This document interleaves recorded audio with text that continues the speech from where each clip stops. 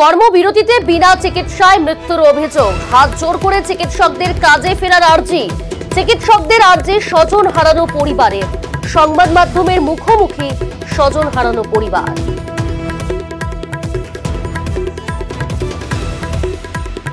Doctor যদি আরেকটু আরো আগে যদি ট্রিটমেন্টটা শুরু করতেন তাহলে আমার ছেলেটা আজকে বেঁচে যেত। আমি ওখানে পৌঁছিয়েছি 9টা 5-10 মধ্যে, আর আমার ছেলে মারা গেছে 12:30টায়। তাহলে এত ঘন্টা আমি দৌড়াদৌড়ি করেছি, কিন্তু একটা ডাক্তারও পাইনি, একটা ডাক্তারও আসেনি একটা এমার্জেন্সি পেশেন্টকে দেখতে।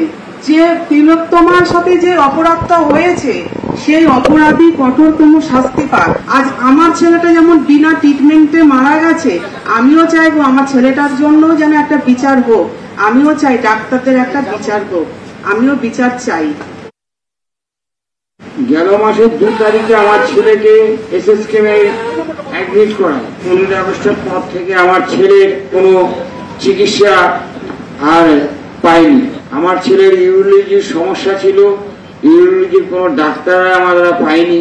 না পাওয়ার দরুন আমার ছেলেকে 5 তারিখে ভোরবেলায় আমি আমার সন্তানকে হারাই।